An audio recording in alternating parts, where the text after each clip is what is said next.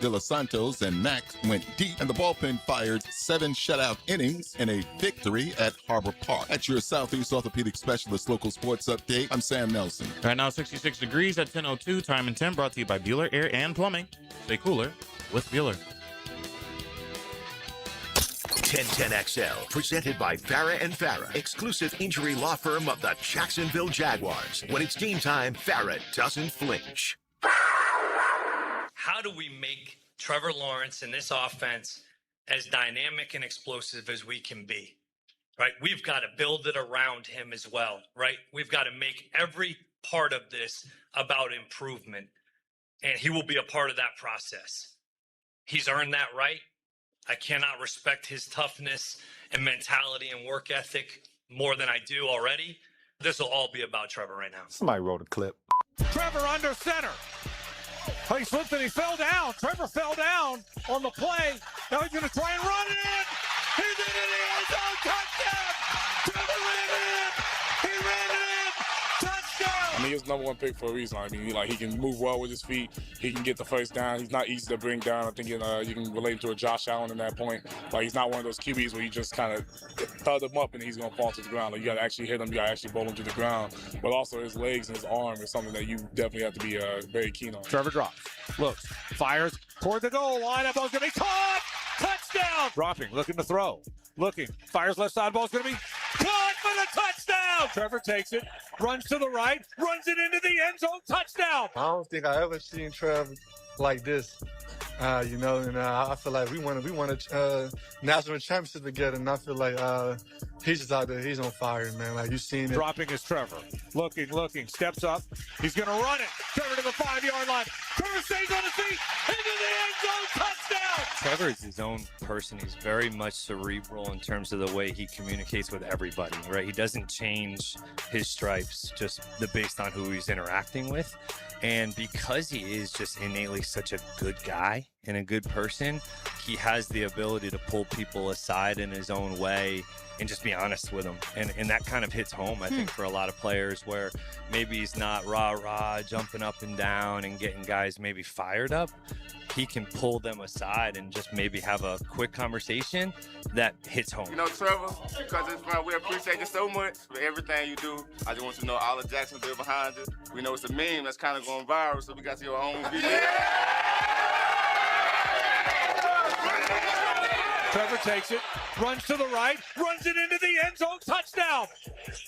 A 1-yard touchdown run by Trevor Lawrence. I mean, you asked people a year ago, people thought I sucked. So, I mean, I don't think you can listen to too much. I've always known what I'm capable of, and it's been frustrating at times. You know, I obviously haven't played as well as I know I can, but now having the foundation in place, the confidence in what we're doing, the system, the scheme, our personnel, got a lot of great players. Appreciate you guys. Couldn't have done it without you.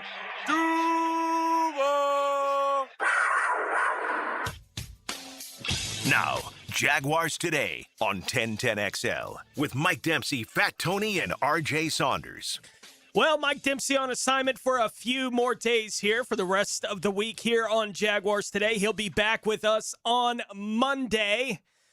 So I'm in the driver's seat, at least for a few more days here. Tony Smith, as well as RJ Saunders, and joined today by John Shipley. How is life on the SI ship, my friend? Life is good, my friend. Life is good. It's, you know, you and I were talking about it before we came in here, but this offseason has felt so weird. You know, it's in an offseason where more or less, I know nothing has happened, but more or less nothing real new has happened. And, you know, we expected Trayvon Walker to sign, all these things that have happened.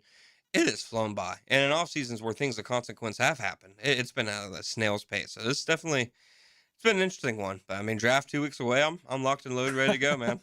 Yeah, just a couple more weeks to get through before we get to the draft, which is the major work of the offseason for the Jags, right? And, you know, we talked about free agency and what they did or didn't do, and you kind of had to look at the extensions they got done in season last year as their free agency haul. You know, and I think it's fair to look at it that way with them figuring out with a couple of guys with Cole Van Lannet, right? Like it's Jacoby's here. You know, long term, they wanted to get those things done. Well, that's the money they might have spent in free agency if it was available to them. And I think it speaks to, you know, those deals don't get done if the team's not any good. 100%. right? So it's kind of a reflection of each. I don't know, and I'm glad to not know what the answer to the question of what if they had been a 6-7 win team, what would this offseason look like? I'm glad I don't have to answer that question. That could have been not ugly. That could have been tough because this was always the offseason where, they just have so much dead money and they have, so many contracts kind of hitting those big impasses that, regardless of, like you said, what the results were, they were never really going to be in the position to spend a lot of money this offseason. No. Well, and they'd be carrying the weight of not having a first round pick because they gave it away for 100%. A guy that they got half a season out of. And now where's he playing? Like these questions would be being screamed. And now instead it's, you're adding Travis Hunter to a 13-4 right. team? 100%. Right. Like if you have ever wondered what winning does for you or the conversation around your football team, look at this offseason with the Jaguars. They aren't all that active because they can't be. Well, if they were a bad or mediocre football team last season, everyone would be saying, what are you going to do to get better? Like, I think we wouldn't know. I think it was Ben Solak with ESPN. He, a friend of mine, great guy, put together he was ranking all 32 teams off seasons. Yeah, I remember. And he had the Jaguars in the top 10. And I'm sure a lot of people externally, and maybe even some people inside Jacksonville, are probably like, why? But I mean, if you look at the marks of good off seasons, I know so many times the Jaguars, their wins have come in March and in April instead of October, November, December, etc. I think if you just look at, what good franchises consistently do, the Ravens, the Eagles, so on and so forth, this is the model. It's definitely a patient model, and it's definitely much, much different than anybody around here is used to. That's what I understand. I mean, it felt like just signing Chris Rodriguez Jr., just giving fans that little breadcrumb for the offseason that, is enough to have them able to get through these last few months. Well, and I think they can make that kind of signing. And because of the success that they just had, everyone sees the signing, and most of it at least look at it and go, oh, how's that fit in the puzzle? Right? Like it's not what are they doing? Like, that's not the reaction that everyone has. The first reaction is, oh, how does this work? Right? And 13 wins grant you that leniency, right? Even when you're making these kind of decisions. I don't know that they didn't need to be more active this offseason. Next season will tell us the answer to that. We don't know. We do know they were a 13-win team, and it doesn't appear that they're resting on the laurels of a 13-win season. The way that they talk about it and the way that they've gone about it is at a point where when anything pops up, right? Like with both the guys with the Giants right now that might be available, I'd be stunned if the Jaguars haven't called on both of them. 100%. Right? Like I expect them to be in. If Dexter Lawrence or Kayvon Thibodeau is going to be available, I expect the Jaguars to be one of the teams that definitely makes the call to figure out what does that look like, from our perspective. And we've gone through really long stretches of time in Jaguars history where that has not been the case. Like those kind of guys would become available and you'd be like, it's going to be nice for whoever's involved. Right. But right now, I think we all feel like the Jags are going to be involved with anything serious like that that's happening within league business. Absolutely. I think, the trademark of James Gladstone, since he's kind of came in as general manager, has been how active he is as, making trades. I mean, just listing some off the top of my head, obviously Jacoby Myers, the Travis Hunter trade, Tim Patrick, trading away Tank Bigsby, trading away Fred Johnson, trading away Luke Fortner. I mean, I'm sure there's some I'm even missing there. He's made a ton of trades since he came here. I think that, a lot of people's maybe misconception of the job of a general manager is, they'll see their team didn't land, so-and-so in a trade, and they'll think their team, wasn't trying, wasn't active. No, it is these guys' jobs to be involved in these conversations. And when it comes to James Gladstone, I think he takes it even another step. Just because he has shown that he's so willing and so aggressive, to make roster upgrades. And the trades, they don't have to necessarily even be seismic ones. He's shown, he'll make depth trades. I mean, Tim Patrick was their number 4, number 5 receiver, but he still played an important role for them, in terms of his run blocking, came up with a few big plays. And I think that's the big reason why the Jaguars have kind of collected draft picks. I know they don't have next year's comp picks officially, but they're projected to probably, get 3 to 4th, 5th, and 6th rounder. You put those together with what they have this year. I mean, that's 21 combined draft picks over the next 2 years. I don't think that's James Gladstone saying, I want to pick 21 players in the next 2 drafts and add 21 rookies. I think it just gives him more and more options. I mean, you got Jacoby Myers for 4th and 6th. These day 3 picks matter with a general manager like James Gladstone, who has shown he is wheeling and dealing is kind of his thing at this point. Yeah, and he views getting Myers as using the draft picks. 100%. Right, and I think that's a fair way to look at it. Our question of the day today talking about the draft a little bit, which of these options most match how you would react to Florida defensive tackle Caleb Banks being available for the Jags at 56, and whether or not they should select him, running from the most aggressive to get it done to the least. Run the pick up, a nervous yes, no too risky, or no, don't want him. Your options in the poll question today. We'll kick that around as we go through the show this morning. RJ Saunders, how are you today, my friend? What's the haps, guys? I mean, are we going to throw fisticuffs like we saw last night? It was funny. It was on ESPN as we were sitting down. They were discussing the brawl last night between the Angels and the Braves. And I'm like, that's the only time they ever talk about baseball? Is when there's a brawl? I disagree with it, right. Right. And it's like, and it does have two people on the panel. It's like, what do I care what Stephen A. Smith thinks about the brawl? They're talking about RJ's Lakers otherwise. Oh my gosh. Well, they're back to it now. It's back to the NBA, right? Like, still kind of a touchy subject. It's back to it. Is there a gap between the Celtics and the rest of the East? So I got my 2 minutes of baseball, and it's my pitcher fighting, right? What's what we end the new manager tackling the guy that was trying to fight my pitcher. Good for him. Yeah. Great for him. Yeah. Brought him down. Yeah, he did. He did the job. He needs to get his head up. He would have started for some Jaguars teams I've covered in the past. Not this one, but there's at least 1 to 2 he would have started. Walt Weiss was flying in there last night on the field there in LA with the brawl between the Braves and the Angels. I promise you we won't be just discussing that for 2 hours, though I probably could. But we won't be discussing that for 2 hours. We'll get into the draft and all the other Jaguars-related issues. Want to get your reaction, John, to the Trayvon Walker deal getting done, the timing of it, and what we can learn, right, about where the Jaguars are right now with everything that's going on based on them getting that kind of deal done. Who could be next? Those kind of questions. We'll dig into those as we really get into it here on a Wednesday edition of Jaguars Today on 1010 XL. Jaguars Today for the Renewal by Anderson Custom Windows and Doors Studios. Dan Hicken. Woo! That was great! Oh, come on, you guys. It was just a guy up here with a guitar singing his heart out, you guys. Jeff Prosser. Okay, are you done now? Huh? The Drill. Mornings on 1010 XL. Make Capital Glass and Shower Doors your premier choice for top-quality glass solutions. With over 40 years of expertise, their team specializes in commercial and residential projects. From elegant shower doors to modern frameless enclosures, they've got you covered. But that's not all. They also offer glass railing systems, glass wine cabinets, and much more. For unmatched quality and service, choose Capital Glass and Shower Doors. Your vision, their expertise. Visit online at capcoglass.com. It's Awaken 180 Weight Loss Wednesday on Jaguars Today. Attention business owners and sales professionals. Still hearing, I need to think about it? Pat McManaman from Sandler Sales. We can help.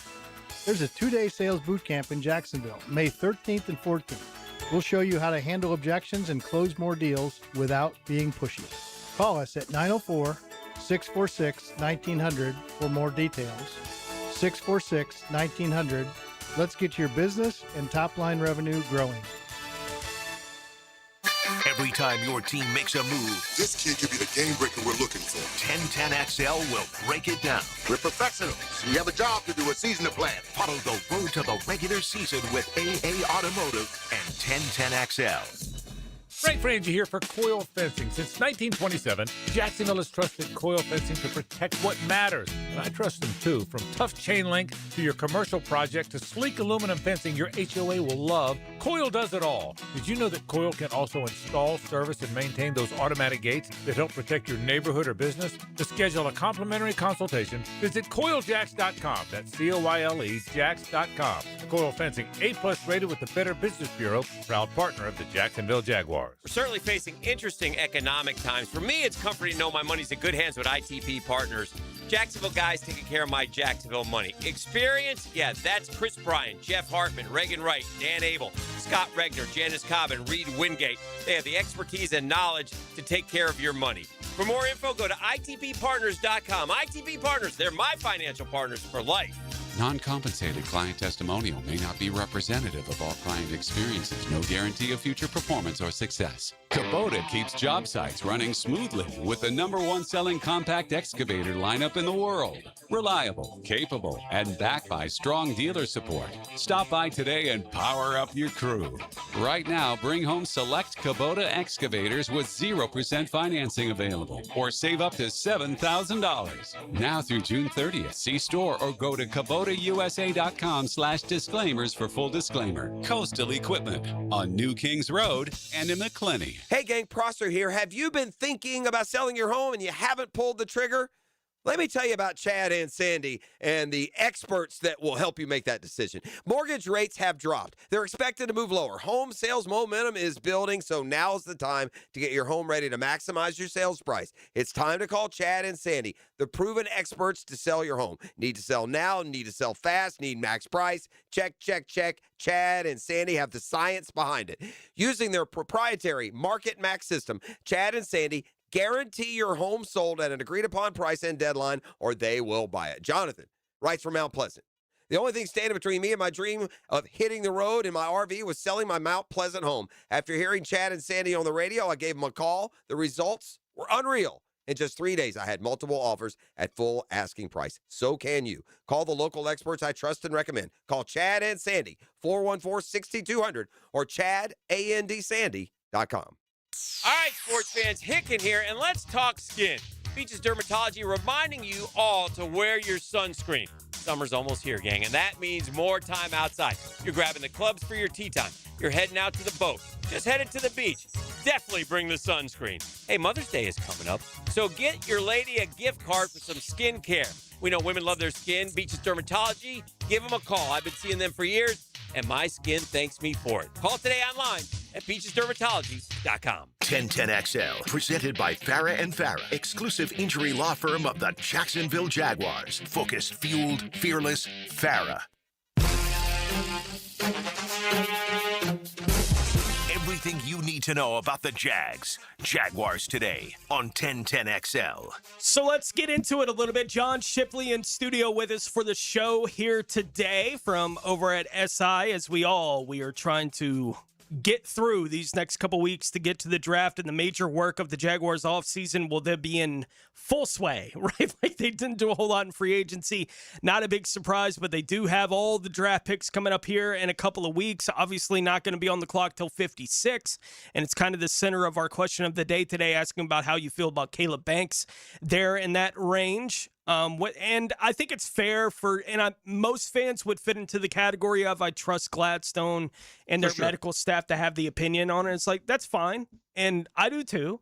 Like whatever they decide to do, if he's there at 56 and they draft him, I'm not going to obviously be upset about it. And if they don't draft him, I'm going to be like, oh, the med must have been what the med was, on that kind of thing. So I trust them in that. I'm not asking you how you think Gladstone feels. How would you feel? Like, how do you feel about it at this moment? And try to run the gamut of the kind of responses that would be in there. We'll discuss that as we go through the show today.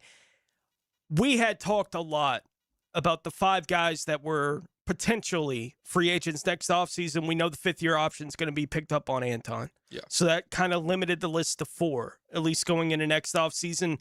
Thought the franchise tag could be in play for a guy like Trayvon Walker, but not the direction you'd want to go, right, if you were going to try to get something done with him. But it was at least in play for him more than it was most of these guys. Maybe a little bit for Strange, right? And still could be. 100%.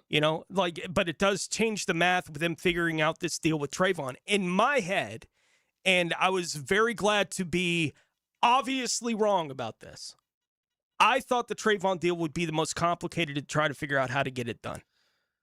But they got it done.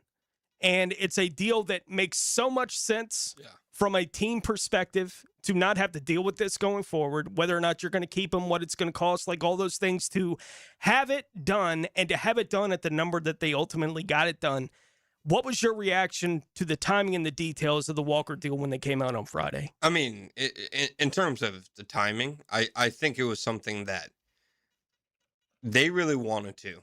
I think it had become clear from even before the start of this offseason, even going back to last year, that they didn't have a question of, is Trayvon Walker a long-term piece? They had already, thought that was answered. Obviously, last year, Trayvon does what he does. People nationally. We'll just look at the sack numbers. Sure. But we know how banged up he was all year. I think he got through the first 3 games healthy, and then after that, probably wasn't close to 100%. Still made some impact plays against the run. But, Gladstone said at his end-of-year press conference that him playing injured, actually boosted his stock for them. So I wasn't surprised in terms of the timing. I think, doing it before the draft, just knowing all your ducks in a row is always a good thing. But in terms of the details, the reason why I guess I wasn't surprised by the timing and by maybe, how in-depth this deal would be, I thought when Jalen Phillips signed that deal with the Panthers that he had, basically set a baseline for this is what Trayvon Walker can, argue for. Because, Jalen Phillips, fine player, has had really, impressive flashes before, but 1, has the injury history, and 2, has never had a double-digit sack season. And I'm saying that as somebody who values pressures more than sacks, but still, if you're going to be $100 million guy, you have to at least show at some point that you can get to the quarterback. So once a guy who I think had a lesser resume than Trayvon Walker got that money, I expected Trayvon Walker to eclipse it. So, the fact that he didn't in guaranteed money and total money, I think that's a good deal for James Gladstone to make. Now, with that said, I do think you obviously have to see Trayvon continue to progress as a pass rusher. I think we obviously have seen him do that. You compare Trayvon, even on some of his wins last year, the Trayvon as a rookie, when it was just bull rush, bull rush, bull rush. He's clearly has taken some major leaps. He has to continue to take those leaps, though. I think get, a little bit more pressure. But he's such an elite run defender. He changes the math for them on defense, and he's versatile. They showed more and more flashes of playing him inside last year. I think Next Gen Stats had a stat at one point last year during a late season stretch that him and Josh Hines-Allen lined up next to each other on like 16 pass rush snaps. Mhm. And on like 10 or 11 of them, they got pressured together. You put those two next to each other, they're hard guys to block. So I think it made a lot of sense. And I think from the numbers standpoint, considering it was the biggest deal James Gladstone has signed a player to, it's one of the biggest deals in franchise history. You can't help, at least I think, but feel like they got, some pretty good value out of it. Just, he has a high floor as a player. And then more and more edge guys are going to be getting paid these next few years. Will Anderson, he's going. Right. And that's not to say, if you're doing a draft of all defensive ends, you're probably taking Will Anderson, pretty dang near the top of the list. That's not to compare them. But sure, when we see Will Anderson get, like $45 million per year, I think Trayvon at his number, I think people, especially in a year or so, are going to feel more than okay with it. I thought it was an impressive deal by Gladstone and his front office because I really did expect him to get more. There's only people get caught up in the sack number, and I can understand why. Yeah. Right. And it's funny because I think maybe you and I, as much as anyone, we've been conditioned to see the non-sack numbers. 100%. Right? Like it's been almost conditioned into us. It was where every year Josh Hines-Allen, PFF, would rank as, he'd be a top 10 edge in the league. And people would be like, they're like, well, where's that coming from? It's like, well, he is a premium run defender, right? And he is affecting the quarterback all the time. The sack numbers aren't there, but he's affecting the quarterback a lot. That's not to say that after the 17.5 sack season that I'm not bummed, and a little disappointed at the sack production that we've seen out of Josh. I think that there is a very, very high ceiling for Josh Hines-Allen in that regard that he hasn't been able to consistently hit, to this point in his career. I think Trayvon is even more that guy where I don't think I ever expect him to be more than the 8 to 10 sack guy in a year-to-year basis, 100%. right? But I expect that he gives you all that he gives you in the run side of things. And I think the number that you're talking about there that does, it has to be better is him hitting the quarterback. Yeah. Right? It's just, he's a really good player. That doesn't mean that I think he's among the top 5 or 10 defensive ends in the league. 100%. This is what it costs to have a really good player. And a really good player is really difficult to replace, right? Like there are guys in the league that it's impossible to replace. You can't replace Micah, right? There's just nothing you're going to bring in that can replace that kind of thing. He is one of one, essentially in the league. You're not going to find another TJ Watt. There's one, and it's, if you're going, well, we got to find our TJ Watt. Good luck. There's maybe one in the draft every 3 years 100%. that are that level player. It's just, it's not easy to replace that kind of player. It would be really difficult to replace Trayvon Walker in the Jaguars defense like it would be for Josh Hines-Allen. It's just those kind of guys, you have to figure it out because it's irresponsible not to figure it out. 100%. You either trade him now and get what you can get for him, or you pay him. The thing you don't do is let him walk so that you can get a third-round compensatory pick. That's nonsense. You don't do what the Bengals do with Trey Hendrickson. Right. And they're not going to get a comp pick for it, I'm assuming, because they spent some in. They spent the money, too. They basically got a disgruntled Trey Hendrickson for a season. Yeah, that's bad business. Yeah. 100%. And I'm with you completely. It's interesting, between him and Josh. Like, there's such a strong duo.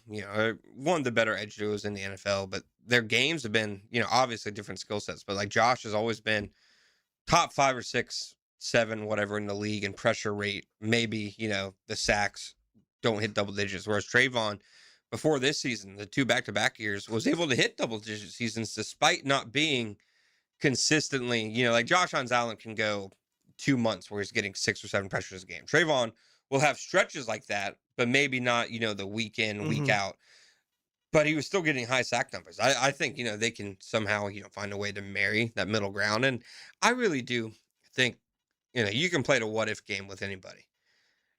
I think if he doesn't get injured against the 49ers last year, he has a career season. I mean, he started that year on fire. That game he had against the Bengals, he was absolutely, dominant. He almost changed the entire complection of the game. So looked like a fumble to me. And 100%. Yeah. So I think he doesn't go down against the 49ers, which obviously, has the wrist injury. Just the style of player that he is, such a power player. He has so much, force behind his hands that obviously impacted him. And then the knee injury later on. And I'm saying this is somebody who I questioned taking Trayvon at number 1. I questioned betting on the traits. And I think because Aiden Hutchinson gets paid so much, and because Aiden Hutchinson has so many sacks, and because Aiden Hutchinson's in so many commercials, people outside may not think that Trayvon Walker has kind of done everything to live up to his draft spot. I think he has. It's not a knock on him that he's not Aiden Hutchinson. He to me has surpassed what I thought, he was going to potentially be as a player. And it seems like, the vision that they had for him when they drafted him, obviously it was a different regime, but it seems like it's paid off completely. If you're a Trent Baalke, those 2 first-round picks signed for about 95 million guaranteed money this free agency. That's not a bad, thing to hang your hat on. Sure. And I think the Aiden thing is always going to be there for him. Yeah. That's a shadow. It's inescapable, from a Trayvon perspective. And, I'll say again, I've been very firm on this. I would have taken Aiden over Trayvon. Yeah. If it was me making the call at that time, I would take Aiden over Trayvon right now, right? If I'm making a decision between which of these 2 players do I want on my team. But if I had either of them, I want either of them off my team. Yeah, you're not regretting the pick. Right. Like, I don't think he's ever going to be Aiden Hutchinson. I don't think he's that kind of player, right? But that doesn't mean that I don't think Trayvon is good and can be great. Like, I think that there is still the potential for that kind of thing with Trayvon Walker. You have him. You don't let him walk out the door. And I'd argue there are even, sacks are what is going to get you paid, obviously. But I'd look at the skill sets. There are things Trayvon does that Aiden Hutchinson and a lot of defensive ends, I can't do. I mean, Aiden Hutchinson is not a strong player against the run. I'd argue Trayvon is probably a top 5 edge in the NFL. I mean, there was a stretch last year where for a solid month, he made at least 1 tackle for loss on like 3rd or 4th down against the run. Just, it was against the Jets, Broncos, Colts, I believe. And even at not 100%, I think there's value to that, especially as all the numbers are that the NFL, it's a year-to-year league, but, teams are running the ball more. Teams are playing with more multiple tight ends. Teams are playing with 2 receivers on the field as opposed to spreading it out more. I think guys who play to run, I mean, a good example might be this year, Kedrick Falk from Auburn. Probably isn't the most dynamic pass rusher you're going to find in the draft, but he's an elite run defender. I've seen some mocks have him in the 2nd round. I've seen some mocks have him in the top 12. I mean, if he goes really high, I think that's the NFL saying to you, we value run stopping in edges more than, people might think. And Trayvon, when it comes to that, is as good as it gets. Well, talking about stopping the run, obviously the head coach here in Jacksonville is very locked in on trying to improve the run. Oh, yeah. For this football team, trying to fix the stink, as he said. We got to find it and get the deodorant for what's going on with that kind of thing. So we'll talk about that. What does that mean? What does it look like in practice with what they have available to them to try to approach fixing what they view as a problem with the run game for the Jaguars going from last season into the 2026 season? John Shipley here with us as we continue along. It's a Wednesday edition of Jaguars Today on 1010XL. Jaguars Today from the Renewal by Anderson Custom Windows and Doors Studios of 1010XL. Live streaming from the XL Digital Studios. Brightened by Harbor Dental Care, Jacksonville's first choice for dental emergencies. Firehouse Subs is adding a new heavy hitter to the roster. The Chicken and Cheddar Rancher. Grilled chicken, melted cheddar, crispy bacon stacked high with fresh toppings, creamy buttermilk ranch. The Chicken and Cheddar Rancher. Only at Firehouse Subs. Awaken 180 weight loss. Jaguars Today, Wednesday. If you're thinking about getting a new roof sometime this year, Endless Summer Roofing can help. I'm Claudia, owner of Endless Summer Roofing. Stronger materials, expert installation, real peace of mind. A new roof isn't just an upgrade. It's the primary source of protection for your family home.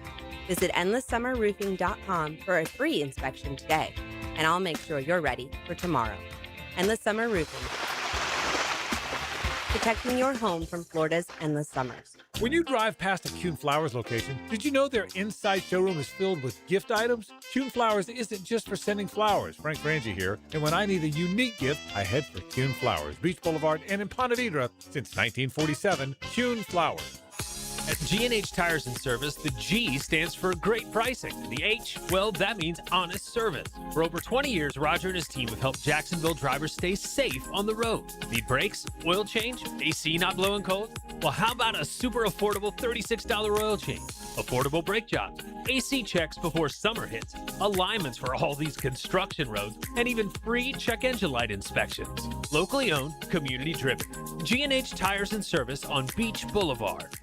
New and pre-owned firearms are in stock at Beach's Jewelry and Pawn in Jacksonville Beach. Want a new sidearm or rifle? Brands like Kimber, Smith & Wesson, 6 Hour, Beretta. No lines, no hassle. Only at Beach's Jewelry and Pawn in Jacksonville Beach. The Clay County Fair turns 40 this year. 4 decades of crazy rides, live music, great food, and Team 1010XL's food eating contest. It's your main man, E.T., and I'll be looking for you April 2nd through the 12th. Learn more at claycountyfair.org. Bueller, stay cooler with Bueller. Hey, pal, what's bothering you? I've been struggling with a bit of procrastination, Jason. You? Procrastinate? I meant to tell you before, but I guess I kind of put it off. I get that. But then you said spring is the best time to get my air conditioner checked before the summer heat hits, and I thought, what if I put that off too? Uh-oh. I mean, what if I wait too long to call for my spring service and you guys get too busy with emergency repairs and new installations and you can't spare a service tech to come do my tune-up? Dude, put on your Bueller shades. Whoa. Just join the Bueller Air and Plumbing Maintenance Program. We'll call you twice a year, in the spring and the fall, to schedule your free AC tune-up. Procrastination defeated. Hey, that's great. I really should sign up one of these days. Stay cooler with Bueller. Visit BuellerAir.com. At the First Coast YMCA, you'll find much more than just a gym. We offer many ways to help you become more active, reach your weight loss goals, and find your inner strength. Membership at the Y includes state-of-the-art facilities, a huge variety of fitness classes, and programs for all ages. It's easy to join the Y since it's affordable for all incomes. The Y is a great place to make connections and experience something new. Visit the YMCA near you or online at fcymca.org. Spring is in the air, and Aleve long-lasting pain relief is here to keep you moving. The days are longer and the flowers are blooming. Whether it's gardening, yard work, or just spending more time outdoors, spring is a way of getting us moving despite any body pain. That's where Aleve can keep you going. With just one dose, Aleve gives you long-lasting body pain relief for up to 12 hours. From sunup to sundown, Aleve's got your back. Try Aleve. Use as directed for minor aches and pain. 1010XL, presented by Farah and Farah, exclusive injury law firm of the Jacksonville Jaguars. Still, present, ready. Farah doesn't flinch. Jaguars Today on 1010XL 92.5 FM. Do you have a preferred deodorant, RJ? No. No? You're not an Axe body spray guy? Nothing? Oh, like hell no with Axe.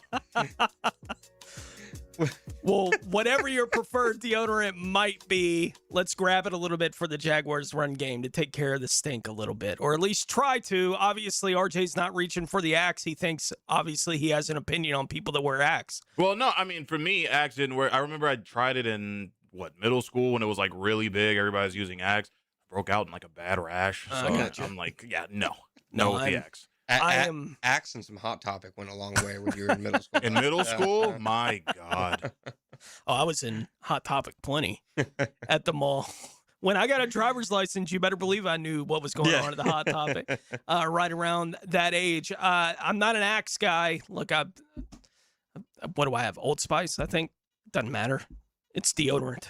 Like, I don't think about it all that much. But the team's trying to take care of the stink. Coach Cohen was willing to call them out for needing the run game to improve. And that begs the question, what does that look like in practice with the tools that they have at their disposal? And what does it mean for a team that's getting ready for the draft? Like, now the Cole Van Lannon thing throws another wrench into that system for a lot of people, including me, as to what they might do, right? Because I don't have a clear picture of when Cole's going to be back on the field. For sure. Right? Like, it's just hard to know the answers to some of these questions and where exactly was the stink coming from. Yeah. We know Etienne's not here anymore, right? Like, he's gone. So they don't have that to deal with that. And he was super productive for him last year. So when you hear the coach calling out the run game that way, what do you think he's actually pointing at in that regard? Yeah, no, 100%. I think so. He was pretty open, I quote, you talk about the stink, coming from owners' meetings. He spoke the next day at, the annual, coaches breakfast or whatever. And, it was asked about the running back room. And it seemed like every comment he made about the run game, it was more pointed, in my opinion, and maybe this is just because he was asked about that specifically, but it seemed like his comments were more pointed at improving that position as opposed to, okay, we simply need, to block better. We need to get more physical. There are absolutely things I think they can do better, up front, and some things that they can do in practice, getting to landmarks, fits, stuff like that. But I really think, what Liam wants to improve on, and the advanced metrics say it, is the two stats that he considers the most important for running backs, which he said were rushing yards over expectation and then yards after contact per attempt. Now, those are two stats that essentially try to isolate a running back's impact, on a running play. What is the running back getting that isn't blocked, for them? Rushing yards over expectation. They're expected to get this many yards. What do they create on their own? Yards after contact. What do they do after they're getting hit? So he says these are, the two most important stats for him. You look at the Jaguars running game last year, and they started off the year hot in both those regards, especially yards after contact. And then just as the year went on, they were getting less and less and less. And I think that's the biggest reason why they signed a guy like Chris Rodriguez. I mean, he doesn't have a large sample size, but in 2023, he was in the top 15 amongst all running backs in both stats. In 2014, once again, and then 2025, his first, year getting, kind of a load in the running game, he was 14th out of 14th out of 48 running backs qualified in rushing yards over expected, and number 2 in the entire NFL in yards after contact per attempt, tied with Derrick Henry and ahead of Bijan Robinson. So he's clearly a guy who he creates more than what's there. He's getting more than, what is being blocked for him. Go back last year and look at Travis Etienne's numbers. Again, incredibly productive, from a yards per scrimmage, touchdowns, but he was also given a very large volume of touches.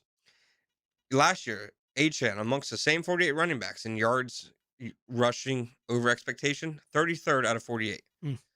Yards up to contact, 29 out of 48. The year before, 34 out of 41 in rushing yards over expectation, 27 out of 41 in yards up to contact. 2023, 34 out of 44 running backs in rushing yards over expectation, 38 out of 44 in yards up to contact.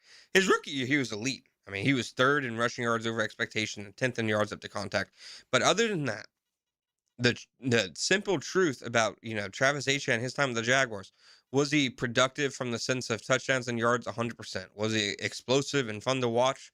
1,000,000%. Was he a great locker room and culture guy? Absolutely. Everybody loved him. He got captain votes. But the simple truth is he was an inefficient player. Their running game was never efficient outside of 2022 with him leading it. And whether that's the offensive line, whether that's him, these are all things that can be debated. But I think that Liam has reason to believe that if he's getting a running back who, maybe he's a little less explosive, maybe he doesn't catch as well, but he just gets more than what's blocked for him. You add that up to 10 to 15 carries a game over the course of a season, that adds up to a lot of yards. And that's why I think Liam thinks the running game will be better, just because he has a running back who kind of fits more what he values and what they like to do. And Bashaw Tune graded out well in these metrics last year as well, graded out well in them in college.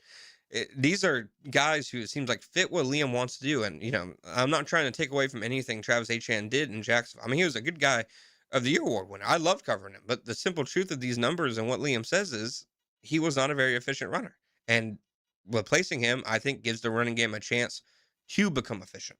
Want to stick with the run game conversation here and how that might be impacting what they could do in the draft, despite the fact that they signed a running back. How open is that door still for them to address that again, at some point in the draft with all the picks that they have? What we're looking at along the offensive line, although you said you don't think it's specifically him calling out the offensive line, but just taking a look at where we think like they can improve when it comes to that part of the game as well. And I do think I'm with you. I think essentially it's a situation where they don't want to be caught in a place again where when we get in short yardage, our best answer is run it, Trevor. Yeah. Right? Like, I think they just don't want to be in that situation again. In the back half of last year, they were in that situation a lot. 100%. Where they basically just said, Trevor, go get the 2 yards. It didn't feel like they could grind out games. Right. So they're obviously circling that. We'll talk about some of the kind of ancillary issues with that as we continue along. We'll get out to the phone lines as well, as if you want to dial in at 641-1010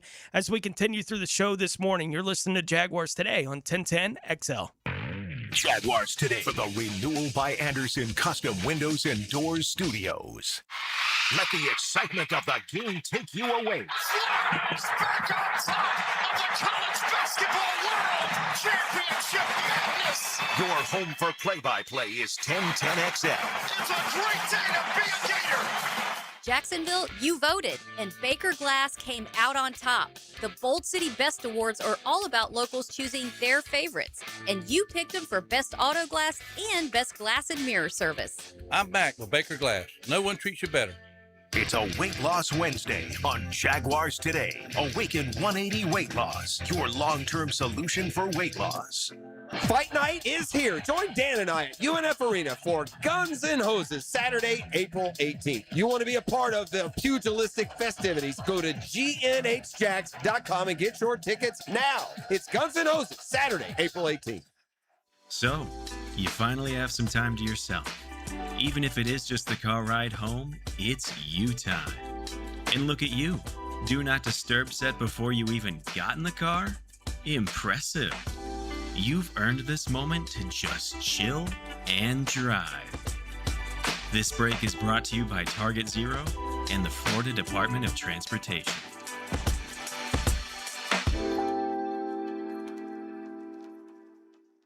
This is Frank Frangie for the farm at Okefenokee. Can you imagine owning a handcrafted cabin tucked into a 1,000-acre regenerative farm? Imagine enjoying fresh produce from the garden, fruit from the orchard, meats from the smokehouse. Every meal is a true farm-to-table experience all year long. Belong to a place where your family can choose nature over screens, spending their days feeding animals, picking berries, and fishing in the farm's pond. Learn more at okefarm.com. That's okefarm.com. Hey, David again with Royal Pest Services. Termites, chinch bugs, roaches. It's their time of year to shine. Preventative maintenance is a heck of a lot cheaper than treating an active infestation. Visit RoyalPestServices.com to schedule your free estimate. Do you want to grow your career with a company that's committed to growing with you? Florida Home AC has aggressive plans to double their workforce, and they're looking for determined, resourceful people with initiative. Just log on to FloridaHomeAC.com/careers to find out more. Bet on the ball game. Get your money down. Money lines, totals, and parlays. Where can cash and tickets all around.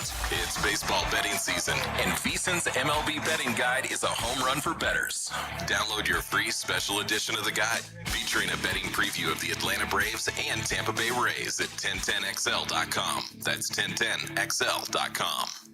Checkmate. I'm Brendan Cecilia, founder of Checkmate Coatings. And I'm Chester, the Checkmate chess man. At most companies, people start on the ground floor and work their way up to the corner office. At Checkmate, I started on the ground floor, and almost 20 years in, that's still where I am, making ground floors look awesome, one garage at a time. Well, I started as a pawn and worked my way up to king. No, you didn't. Some guy drew you as a king. I asked them to give you a roller, so at least you look like one of the guys. Yes, I rather would have preferred a sword. At Checkmate, I work personally with our teams to perfect the preparation and application techniques that make Checkmate floors beautiful and durable. And I keep things classy with my adorable accent. Beautiful floors? Check. Guaranteed to last? Check. The finishing touch your home deserves? Checkmate. Transforming your floors, making them great. Checkmate. Visit checkmatecoatings.com. We've all been there. You hear about an incredible event Monday morning, but it happens Sunday. Stop missing out. Jacksonville is the flip side of Florida, and we have the solution. From under-the-radar sporting events to the perfect family outing or date night, Visit Jacksonville is your all-access pass to the city. Plan your 2026 season at visitjacksonville.com/locals. visitjacksonville.com/locals. Or download the Visit Jax app for the full lineup. See what you've been missing. 1010XL, presented by Farah and Farah, exclusive injury law firm of the Jacksonville Jaguars. When it's game time, Farah doesn't flinch. Everything you need to know about the Jaguars today on 1010XL. Continuing to talk about the Jaguars' offensive line, their run game, these kind of things, and we got a couple of questions and kind of branches on that conversation that we want to get into, and we'll get back to it here in just a moment. First, though, let's get out to the phone lines for the first time this morning. Steve over in Melbourne has dialed us up at 641-1010. What's going on this morning, Steve? Not too much, just working. Yeah, I had a question in regard to, the question of the day. I like Caleb Banks, being a Gator fan, but I just have a lot of concerns with the consistent foot injuries he's had, Hey, I injured my foot. Now I'm back. I aggravated. I re-injured. So I understand we got to go by the Jags meds. It's just a concern for me. But for me, I mean, I'm sure Schiff has been looking at a lot of prospects and everything. I know linebacker and interior D-line are my number one thing. Jacob Rodriguez is there. I'm rushing up the card. If Anthony Hill's up there, I'll rush in the card. If Lee Hunter's there, I'll get the card up there. Things of that nature, and I just wanted to get your thoughts on that. All right, Steve. Look, everyone's going to feel about Caleb Banks the way they feel about Caleb Banks, right? And I think whatever your kind of level of concern is for the injury history, that's kind of baked into the question. For sure. Right? And I was trying to include it in there, and I'm trying to get the idea of where the fan base is right now on that specifically. Right? Like, how nervous does what you've heard about Caleb Banks make you, to this point in time? I can understand if there's even a long list of players that you'd prefer over Caleb Banks. Fine. Like, I'm not trying to tell you that he needs to be at the top of the list. I'm not trying to convince you. Right. It's more of if he is there at 56, what do you think you're going to be thinking when you see Caleb Banks' name available to you at 56? If Caleb Banks was at 56, I sent this tweet to my brother, before I came in. Apparently, there's a player at Syracuse who tore his left Achilles last week, and he's on a scooter and pads at practice. That'd be me after running to turn in the pick for Caleb Banks at 56.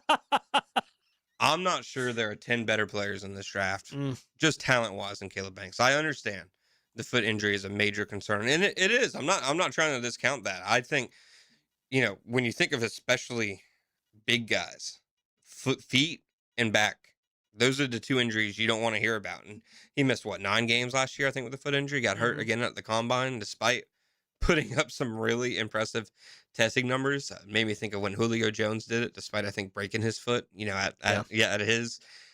I understand the inherent risk and all that, but This is 56 overall we're talking about. This isn't, are you going to take this guy at number 10?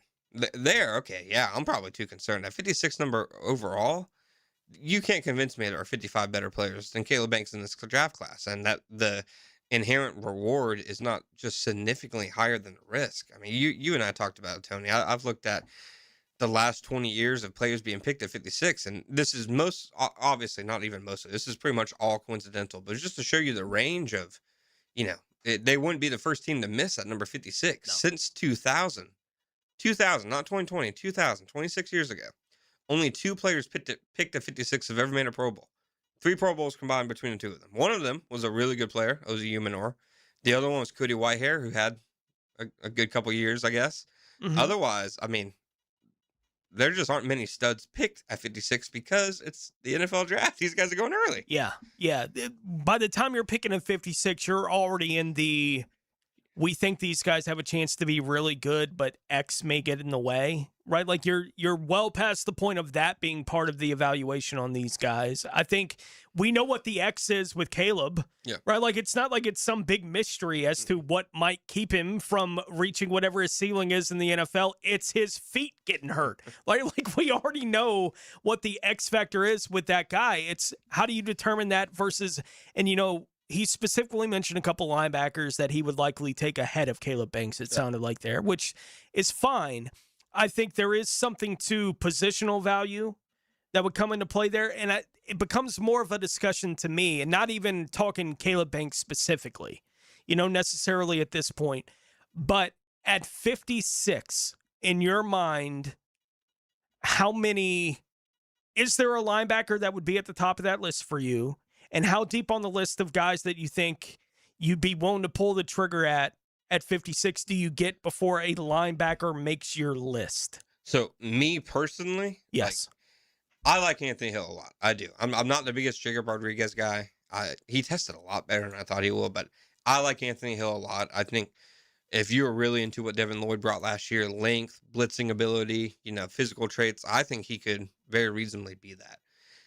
If I'm putting on my James Gladstone hat and looking at kind of his track record, I went back and looked at, going back to his first year with the Rams, so since 2016, in his entire time as a football executive, he's only been a part of 7 linebackers being drafted. None have been in the top 100. Only one has been on the first 2 days of the draft, and that was, Ernest Jones, who's obviously became a fantastic player. Yeah. And he was basically the only outlier. Otherwise, Gladstone has been a part of drafting older linebacker prospects with a ton of games played. Ernest Jones played like 20 college games. There's 22. Everybody else has been, pretty old. I really don't think they're going to take a linebacker 56. I think they'll take one relatively early, maybe top 100, maybe in the lower end range. I really don't think they're going to take one at 56. I know that's not, completely on the trail of what you asked me. I just, looking at how Gladstone's operated with linebackers, hearing what Liam had to say about Ventrell Miller last week, that's not me saying I think that Ventrell Miller is no doubt starting week 1. I'm sure they'll draft a rookie who will compete with him. I'm just not sure there'll be a linebacker who they're like, at 56, this is our best option, especially if a guy like Caleb Banks is there. I think even with losing Devin Lloyd, you take a Caleb Banks before you take a linebacker.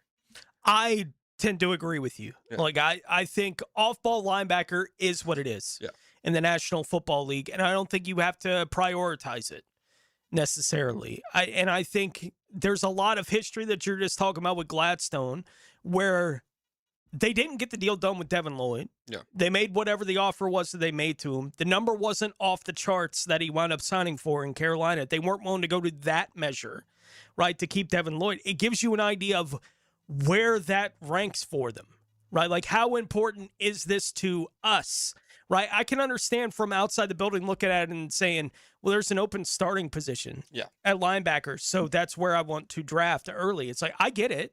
100%. Like I'm not saying that it's impossible that they would go that direction, but I'm more in line with you with if they didn't draft one until day 3, with the potential of Ventrell Miller and this guy are going to compete and split reps, and we see this guy doing a little bit better with this, and Ventrell is giving us this. Like, if they went that direction with it, I'd be like, yeah, it makes sense to me. 100%. Right? Like, that they would go that direction with it. I think you have to have in your head whatever the short list is, whenever they're on the clock at each of those spots, as to this is the guy that is the exception to my rule at this position.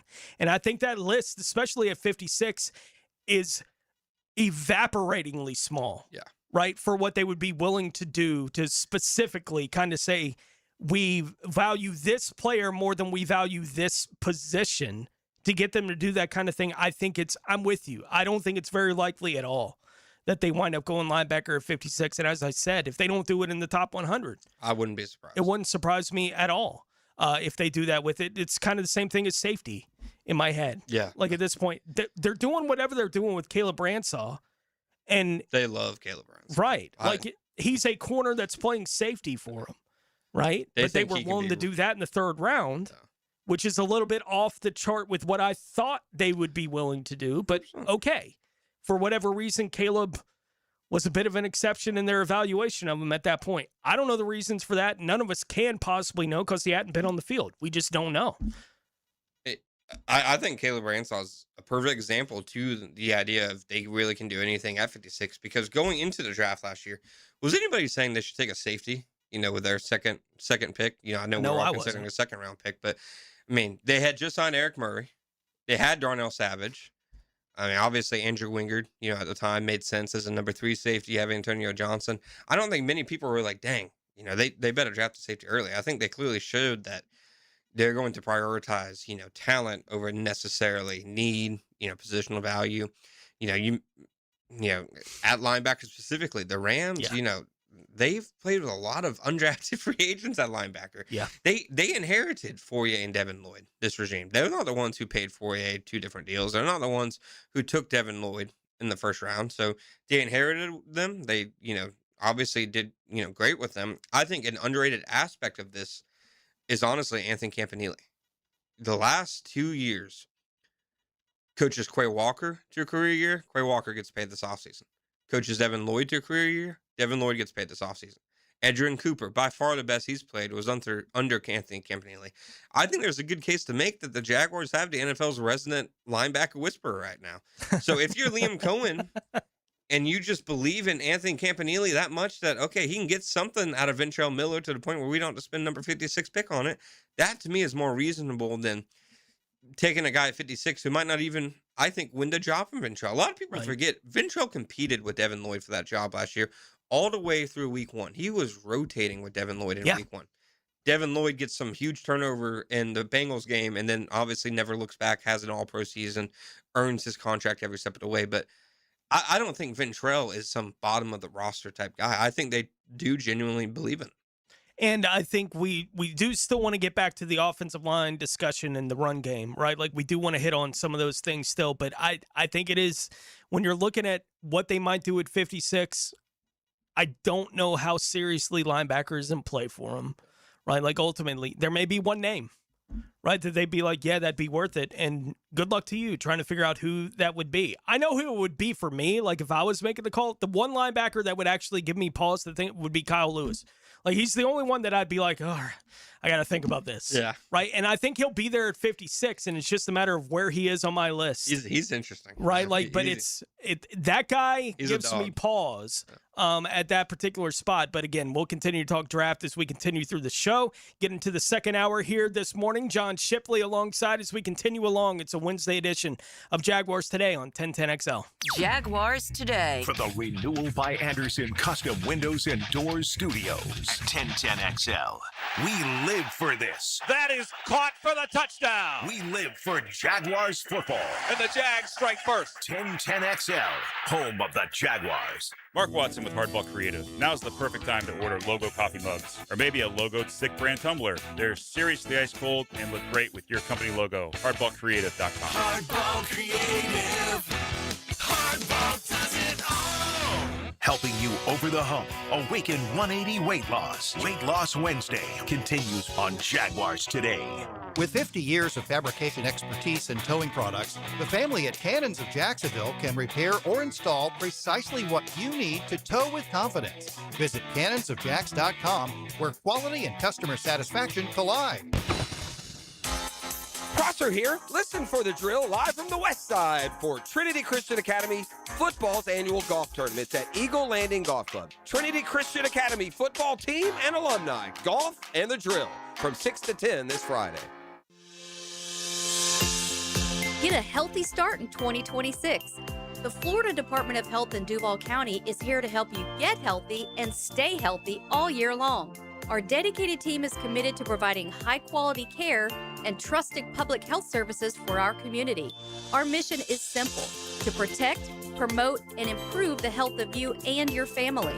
Learn more about our programs and services by visiting duval.floridahealth.gov.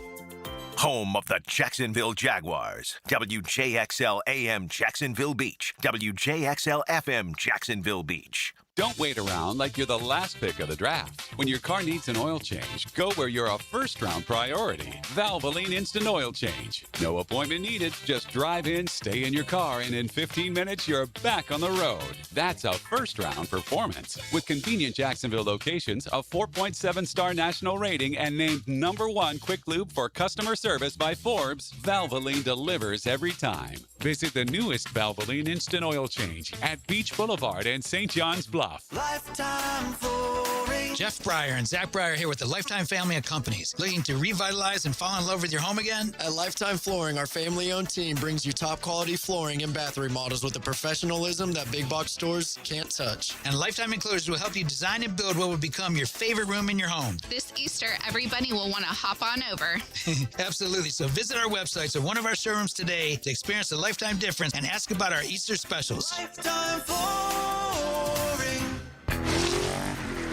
Hey Jacksonville, this is Sullivan from Cycles of Jacks. If you're looking for bikes that are designed with precision engineering and innovative features to ensure every ride is a memorable one, then you need to check out what Honda has right now, Ready to Ride.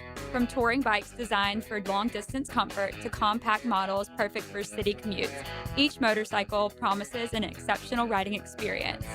See us on Instagram and Facebook at Cycles of Jacks. It's all in our showroom, so come check us out.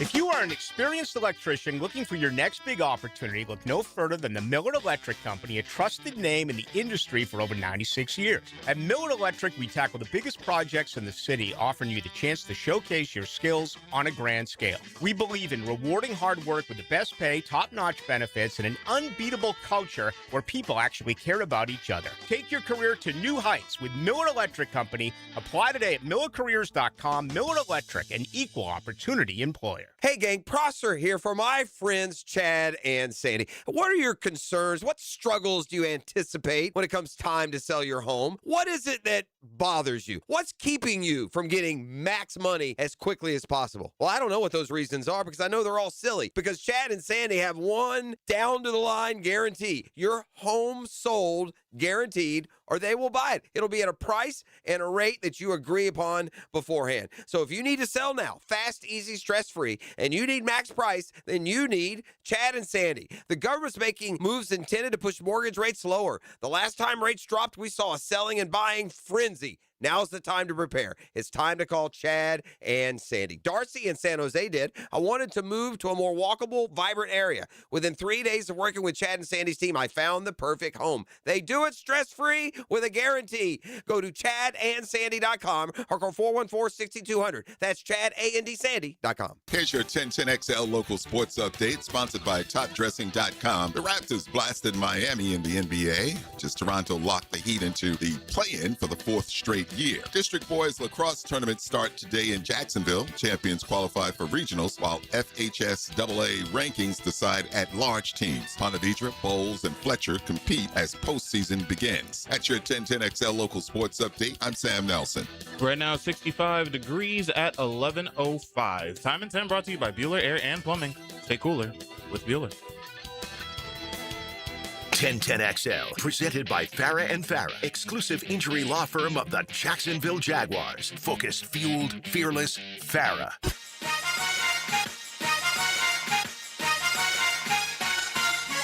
Everything you need to know about the Jags. Jaguars today on 1010XL. You know, talking through the things we've been talking through here in the last couple of segments, and it's kind of highlighted an idea in my mind that I do think is what was ultimately one of the strengths of the football team last year that allowed them to get to where they did, right? 13-4 season. Unfortunately, it didn't go the way any of us wanted to see it go. They're in the wild card game against the Bills, but a 13-win regular season. And I think it's speaking to nobody was too committed to anything to not admit when something else popped up and they were like, that's better. 100%. Right? Like and I think it's necessary if you're going to be among the better teams in the NFL, when something better just pops up and you weren't necessarily expecting to just go, well, we got to do what works. Yeah. Like, it can't be what we want it to be. It has to be what is working. And I think when we were talking about the run game, especially late in the season, their short yardage game wasn't working unless it was Trevor Lawrence doing it. 100%. Right? And at some point in that process, they just said, well, then we'll do that. Right? We know this is where we're best with this right now, is letting Trevor hold the ball. And it made a lot of sense from the perspective. Trevor was playing so well that it's like, why do we hand it off? Yeah, right? you're going 5 wide in the red zone. Everybody's thinking, of course he's going to pass. Yeah, like that kind of thing. But I do think it's one of the strengths of Cohen in his first year as a coach was that they weren't too committed to anything. Yeah. And it allowed them the flexibility to be good at what they needed to be good at in the moments with different things that were going on. I think it speaks to the, trying to figure out what the stink exactly is for the football team. And so I would ask, looking at the way they're put together right now, what does their offensive line do best and what does it do worst if you're evaluating the group right now? I think what it does best, that's a good question. I'd say standard pass protection. You could see blitzes got after them a little bit last year, but I'd say for the most part, I trust Anton Harrison on an island. I think Ezra Cleveland had a really strong year. Hainsey, I think, had a solid season. Obviously, a healthy Cole Van Lanen, played really well. Walker Little. Walker has played a lot of football.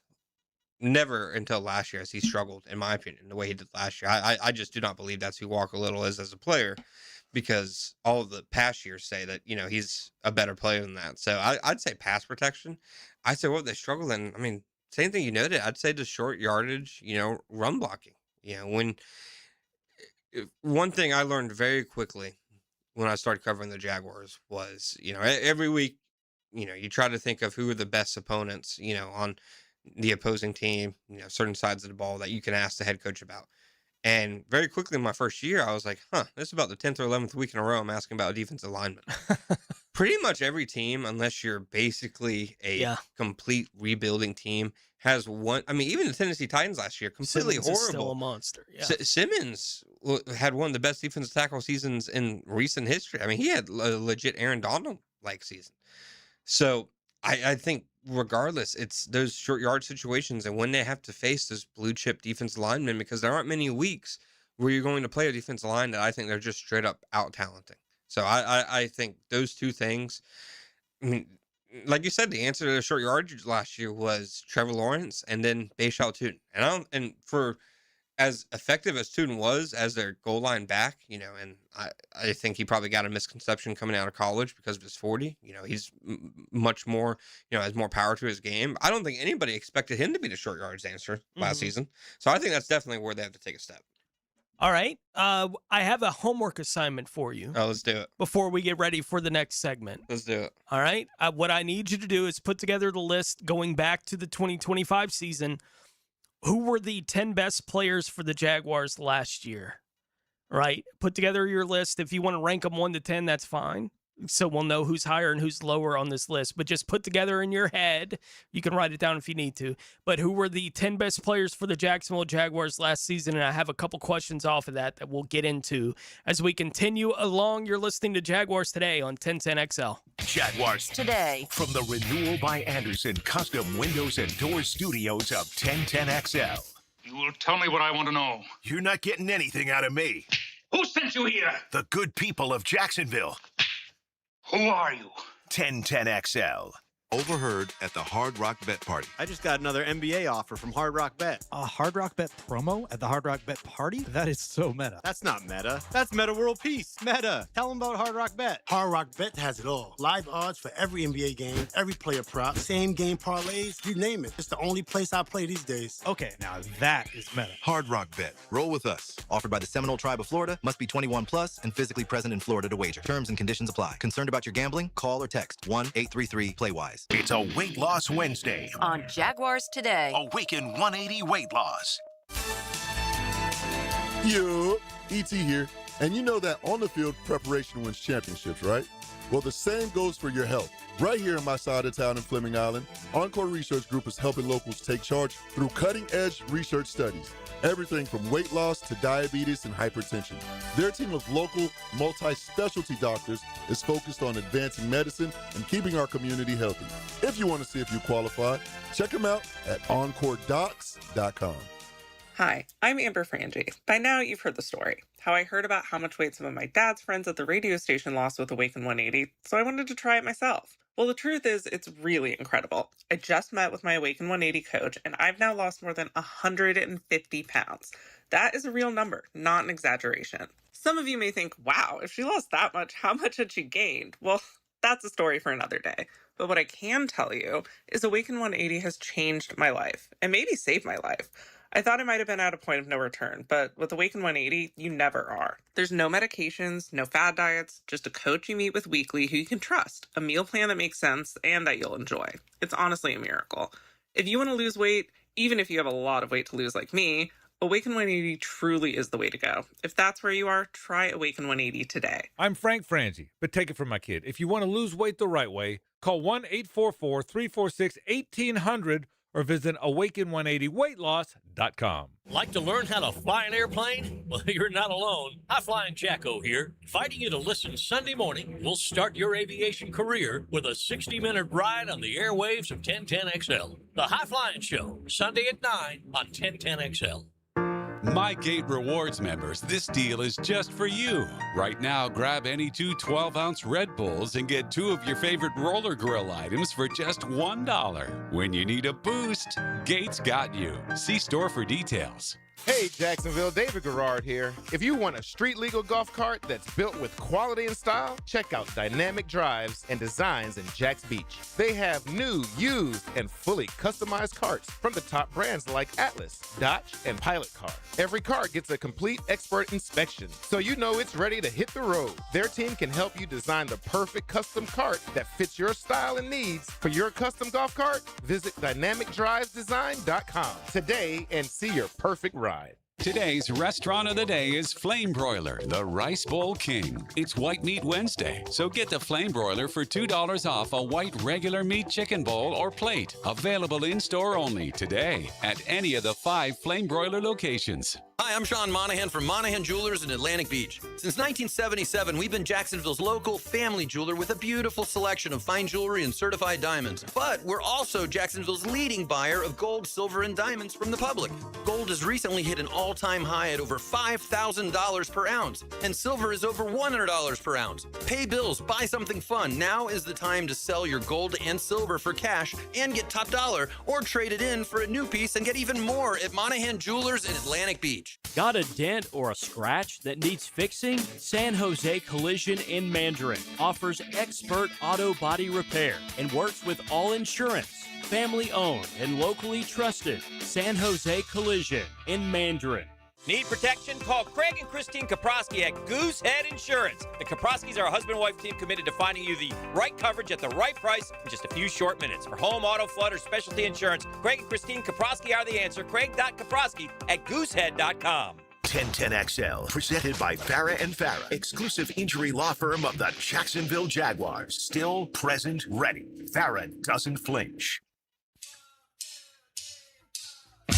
Everything you need to know about the Jaguars today on 1010XL. We'll get to your top 10 from last year here in just a moment, Mr. Shipley, as I do have some things that I want to ask off of that here momentarily. But first, let's get back out to the phone lines again at 641-1010. Brandon from out at the beaches dialing us up. What's going on this morning, Brandon? Doing well, guys. How are you? Good. So, a couple things. One, wasn't Jeffrey Simmons' lower leg injury before the draft, too, as well? And look what Tennessee did with him and how well he's become as a player. That's something to think about with Caleb. And second, what if we possibly get the trade for Dexter Lawrence? Then not even a question of getting Caleb at all. Well, both of those are interesting ideas. I know Simmons was dealing with the injury coming into the draft. That's why he wound up going to the Titans. He didn't play much his rookie year. Am I remembering that correctly? And then no, he tore his ACL, I believe, in while training for the draft. So I'd imagine, his rookie year didn't. He came back and it looks like about mid-October. So here's my question: why not both? Right? I mean, they play different positions. Very different positions, and that's the beauty with Dexter Lawrence is, and why I think there's pros and cons to the idea of potentially trading for him. It's funny. I wrote both articles, 3 reasons they should trade for him and 3 reasons they shouldn't. And one guy replied to the 3 reasons they shouldn't, and he was like, "I stopped reading after the first paragraph." And I'm like, "You should have just read yesterday." It's when it comes to Dexter, yes, they already have a really high quality nose tackle in Devon Hamilton. Devon Hamilton's fantastic. I think he should get a new deal soon. I mean, he was, you talk to people inside the building, coaching staff, locker room, whoever. He was the MVP of that run defense last year. He was the person they single-handedly, week in and week out, gave the most credit to. With that said, Dexter Lawrence is a different cat. I mean, and Dexter Lawrence is Dexter Lawrence. What makes him special is, yes, he's a dominant nose tackle. He's dominant against the run. He's a really strong pass rusher as a nose tackle as well. His numbers went down last year. He was obviously, recovering from his elbow surgery, had some injuries last season. But, I mean, he's a guy you put right in at, nose tackle and you set it and forget it. Whereas Caleb Banks, I think, his ceiling could be that of a Jeffrey Simmons type, 3 technique. Not to say he's the next Jeffrey Simmons. I mean, Jeffrey Simmons went top 20 despite having an ACL injury. He was a pretty dang good player. Yeah. But I think Banks, if he reaches his potential and can just stay healthy enough to develop for a bit, can be that type of player. So, yeah, if you're saying, can you only add one? Probably. But I'd say, what a win that'd be for Gladstone if you somehow could swing both of those. Right. And I think speaking to that kind of thing is why I don't think it's all that likely that Banks is going to be there at 56. Yeah. Right? These kind of players that can give you that kind of impact they don't grow from that spot, the odds of them getting towards the end of the second round are very, very low. And if he does get there, then you have to be going, what does the medical eval actually say? If he gets to the end of the second round, I want proof that there's a foot on the leg. I want to be positive it's not a peg leg situation because guys, they just don't last. I mean, that's why Quinnen Williams, Cowboys trade so much for him. That's why Milton Williams gets a $100 million deal in free agency. It's arguably, I'd say, after quarterback and edge rusher, maybe the 3rd most important position in sports right now. I mean, and look at the last 2 teams that have won the Super Bowl. The Seahawks and Eagles, both of them did it by being dominant, not just the defensive line, but specifically the interior. Yeah, Jamal St. Cyr went through some of the numbers with me yesterday on the pressure numbers from nose tackles in the league yesterday, and Dexter Lawrence is basically for the other top 3 nose tackles in the league combined. Right, is what he gives you as an interior pass rusher. Is different, man. As a nose tackle. So, yeah, if he's actually available, the other 32 teams that don't have Dexter Lawrence should be interested in Dexter Lawrence is the way that should go. And if I'm the Giants, I'd be looking at Dexter going, suck it up, Buttercup. No, you're not going anywhere. You are too valuable to us. Yeah. No one's going to be able to meet that value to us. Can you get us 2 first-round picks? Then maybe we'll listen. I think the reporting was, I want to say, at least a first round. And that's when, obviously, their ability to wheel and deal. I mean, I'd assume, they weren't in on the Max Crosby deal for a number of reasons. Trayvon getting signed is probably one of those. But I'd assume the lack of a first-round pick is a pretty big reason. Yeah, I think they'd be in on a bunch of stuff if they still had that first-round pick, but they wouldn't have Hunter. 100%. On the other side of that, I mentioned going into the break, wanted you to put together your top 10 list. Sir. Who were the top 10 players for the Jacksonville Jaguars in 2025? So what did that list look like for you? Okay, so I did this purely off the production they had and the season they had. Sure. I'm not doing this if I was drafting a team, who would I, take first and stuff. How'd they play? 100%. So has some honorable mention guys: Brendan Strange, Foray, Jarian Jones, Monteric Brown. Number 10, Eric Armstead. I think up until his hand injury, what he was giving them as a pass rusher, no, he doesn't make many plays against the run, but he gave them more as a pass rusher than they've gone from interior linemen since Calais and, Malik Jackson. Mm-hmm. He was having a very solid, first half or so of the season. That San Francisco game makes the biggest play of the game, on Brock Purdy. So it was a close call between a couple guys, but I think, the fact that they had, it's not hyperbolic. They had nobody give them anything in terms of interior pass rush who wasn't named Eric Armstead. Number 9, Anton Harrison. I think, there's a reason why he's, I think this time next year, going to become one of the NFL's highest paid right tackles. We talked about guys who Liam Cohen and the Jaguars challenged and said, get with the program or get with a different team. And we talked about the guys who were shipped off. Anton, a lot like some other guys on this list, Travis, Achane, Devin Lloyd, was given the same challenge and was better for it at the end of it. I mean, you remember some of the things Liam Cohen said, at the podium. When he wants to go, he can go. When he wants to go, he can go. And that was like an eyebrow raiser. And the message clearly got to him. By the end of the year, Anton, some of those blocks, especially in space as a run blocker, he was just steamrolling people. Number 8, Antonio Johnson. It's obviously, I think, a bit takeaway skewed, but what he did for them, starting the year off as the third safety and then stepping into a starting role when he needed to. There's a reason I think they ran so many third safety packages. And I wasn't sure if they were going to keep doing it when they moved on from Darnell Savage, but Antonio Johnson played, well enough in all phases, I think, to deserve that. Number 7, Jacoby Myers probably would have been higher if he wasn't there for only half the season. Yeah. But, the fact he's on there to begin with, he changed the trajectory of the passing game, became a go-to security blanket for Trevor Lawrence. And the thing that we've been saying since Trevor Lawrence got drafted was get him a receiver who can win in the middle of the field. He's finally provided that. Parker Washington had number 6. Part of that is obviously what he did as a pass catcher, over the course of the second half of the season. But also part of it is he's one of the better punt returners in football. He gives you, double the impact. Yeah, gives you an idea of the impact of the top 5 because Parker was a big impact for him. Absolutely. And I think Parker, if I had to, if I was a betting man, I'd say today he's going to lead the team in receiving this year. I think he's going to have a massive year. If I'm James Gladstone, he's the next guy I sign because I think if he goes unsigned during the season and he plays a full 17 games as a starter, he could be like an 1,100-yard guy. And then that price is just so different. Mm-hmm. Number 5 at Cole Van Lannon. It's interesting. They signed Patrick McCarry, and it seemed like the selling point was it's because he's the most versatile offensive lineman in football. I think Cole Van Lannon, they might have had Patrick McCarry at home. Yeah, Cole Van Lannon, the versatility he has shown over the years, but especially last year. Starting games at right guard one week, then left tackle next week, then left guard next week, then right tackle. It was incredible, and he played really well. Obviously his injury at the end of the year, had a pretty significant impact. Number 4 and number 3, guys who are no longer with the team, Travis Achane, Devin Lloyd. Like I said, what was Achane the most efficient player? No, but you just look at his total impact as a pass catcher, and I'd say while the second half of the season wasn't as strong, the Jaguars don't start 4-3 without Achane playing the way he did. And then I think Devin kind of goes without saying, just the production he had as a blitzer, production he had in turnovers, and then the top 2. I do this list every year. These guys have been my top 2 pretty much every year, I think, since 21 and 22. You can put them in either slot, but it's Josh Hines-Allen and Trevor Lawrence. Right. I think they have to be your 2 best players. It's your franchise quarterback and your franchise pass rusher. They're the 2 highest paid players in franchise history, and luckily for them, both had really strong seasons last year. Josh, obviously, sacks are what they are, but pretty much every other metric, he was one of the best defensive players.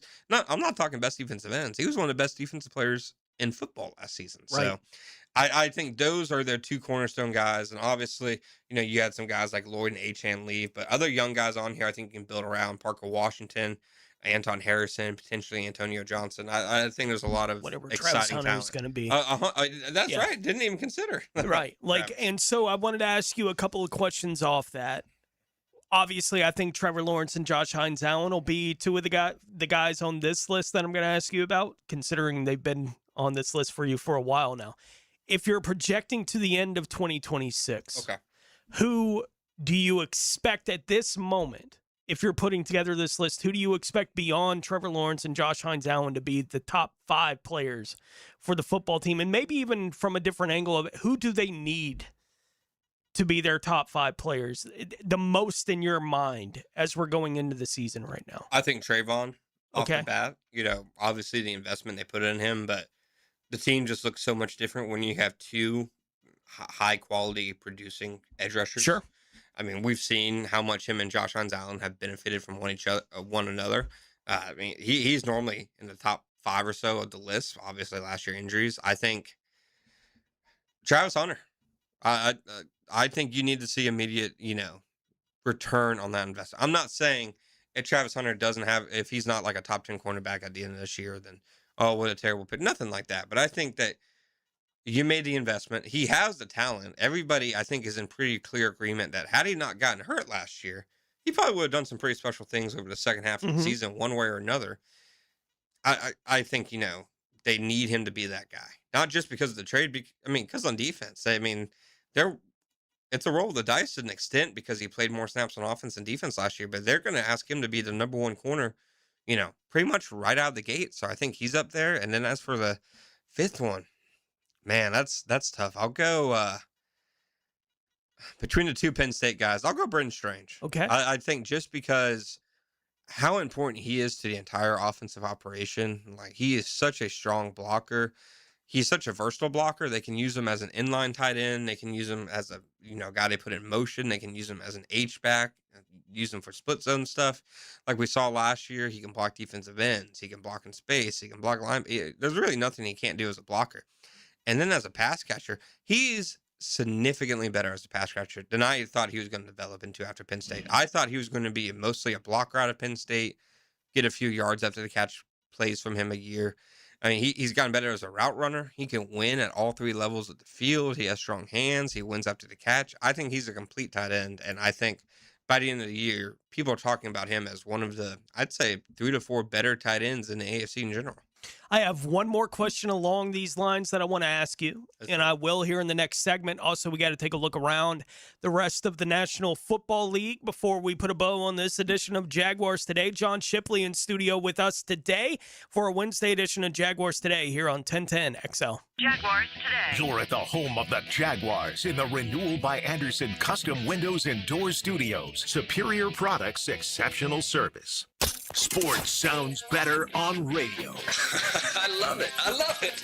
You get the most live sports on 1010XL. Don't miss Renewal by Anderson's 1-month-only sale event. Buy 1 replacement window or door and get the second 40% off. Plus, enjoy 0 down, no payments, and 0 interest for 12 months. It's the perfect time to upgrade with windows engineered for strength, beauty, and energy-efficient performance. Designed for Florida's unique climate, our acclaimed impact windows help keep your home cooler, quieter, and more comfortable. Offer ends April 30th. Restrictions apply. Schedule your free consultation at bestwindowsflorida.com. License CGC 1527613.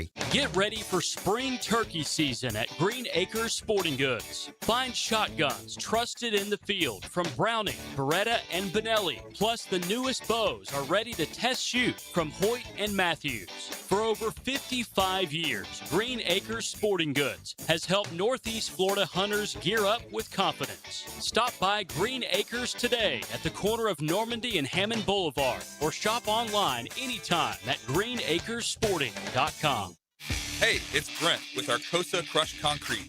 If you've got concrete or asphalt rubble on your site, let me buy it from you, and I will recycle it into construction material for your future projects.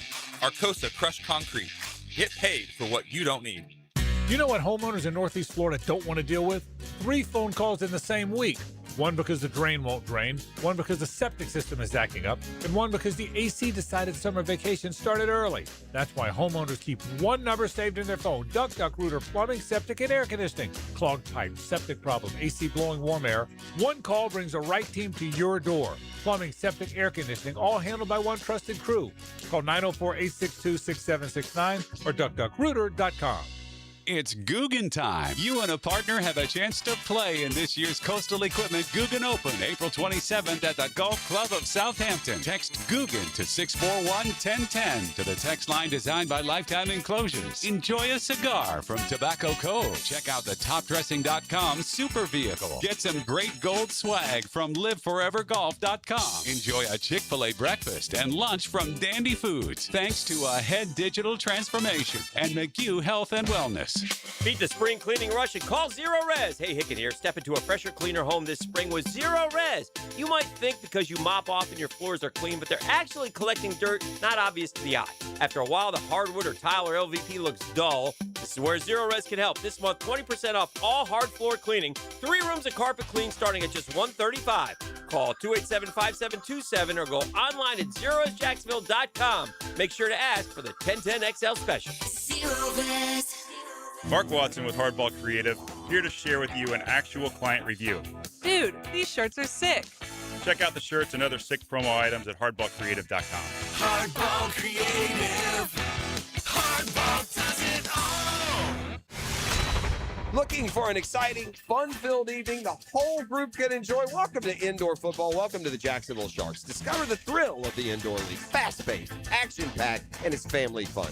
Be there when your Sharks take on the Orlando Pirates. Friday, April 17th at the VyStar Veterans Memorial Arena. Kickoff, 7 o'clock. Halftime performance by the world-famous Disconnected Canines. Ask about our family 4-packs. 4 tickets and $50 in food vouchers, all for only $100. There's no better value. Get your tickets now at jacksharks.com or call 904-621-0700. It's Country Night presented by Roland Reese Plumbing. Dust off your boots, throw on your camo, get ready for a night full of football fun and great music. Join us on the field after the game for our free autograph session, sponsored by Flight Adventure Park. Tickets start at $15. Call 904-621-0700. That's 621-0700. Sharks football, where memories are made. Go Sharks! Fins up. 1010XL, presented by Farah and Farah, exclusive injury law firm of the Jacksonville Jaguars. When it's game time, Farah doesn't flinch. Now, the Monahan's golden moment. Monahan Jewelers in Atlantic Beach, your local family jewelers. Plenty that we've gotten into on the show here so far today.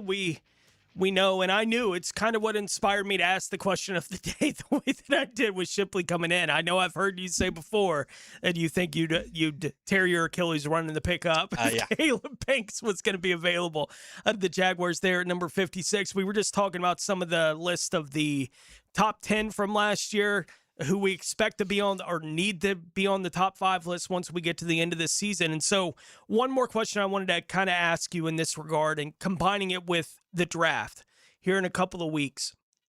How much of a chance do you give in your mind to any draft pick, but especially any of the top 4 draft picks they have there in the top 100?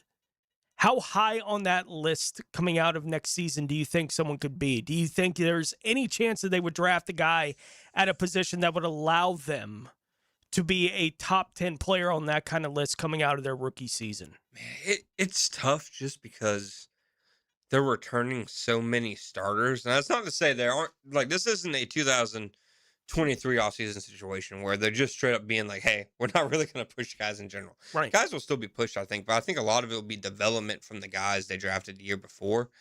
That's a fantastic question. I think if you can get a playmaking defensive tackle, like obviously like Banks, or I think Christian Miller, I think from Georgia, he isn't as flashy, but I mean, he's a top-notch run defender. He can play multiple positions.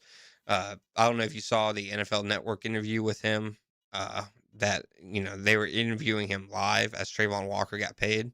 And I guess he trains with Trayvon. And he was absolutely over the moon about it.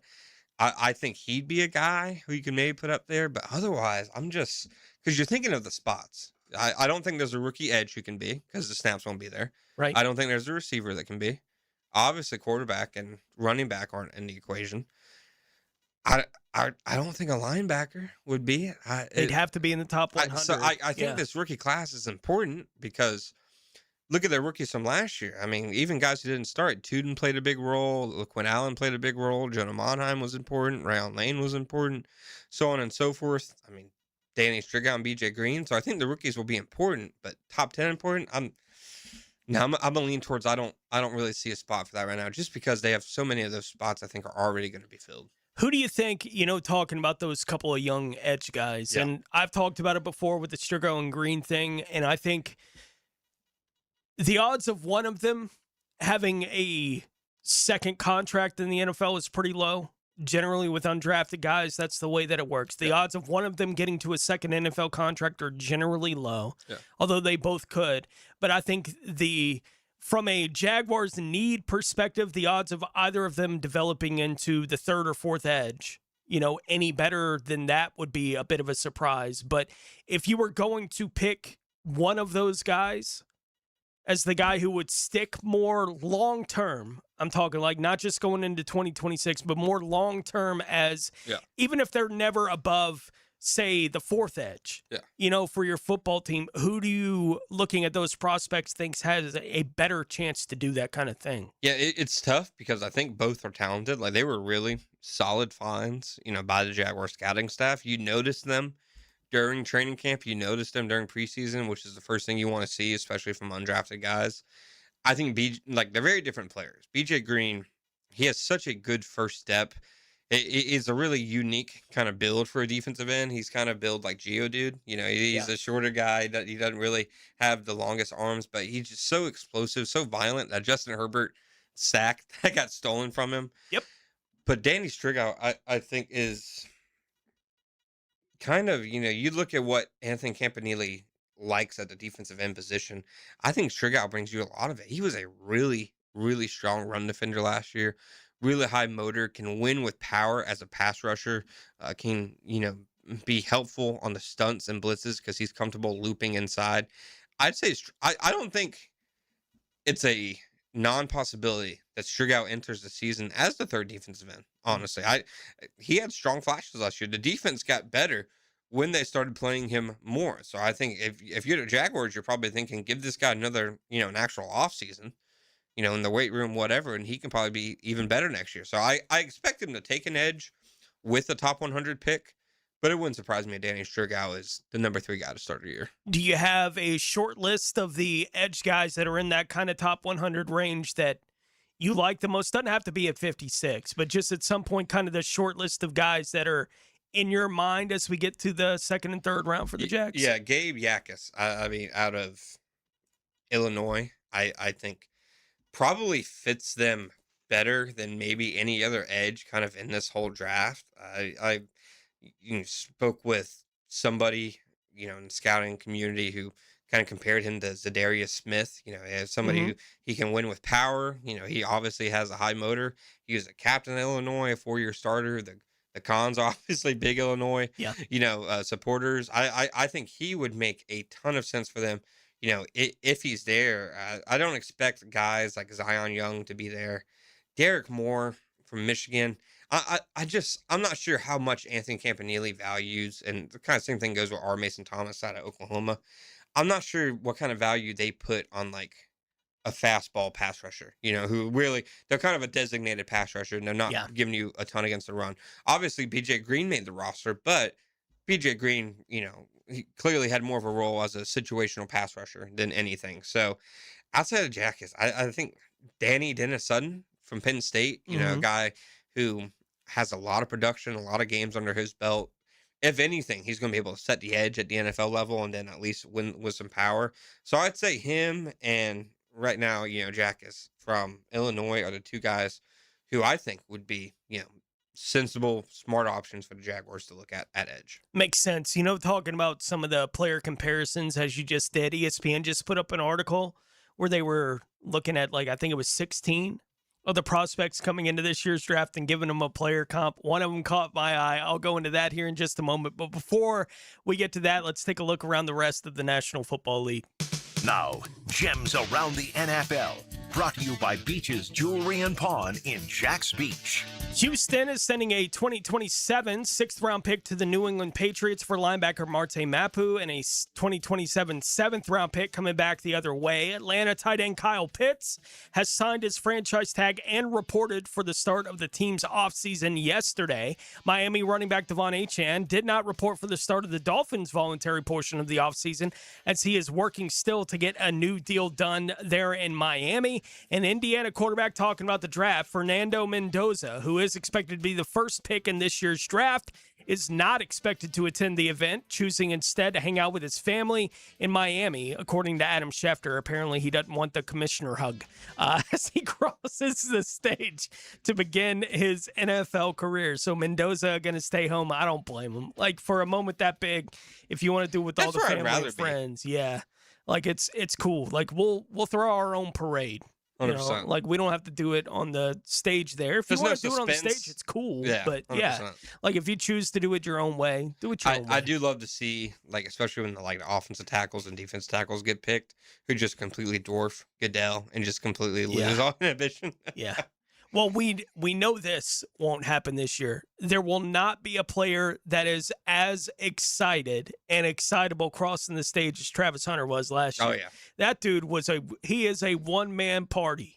He's a ball of energy, man. Travis Hunter is.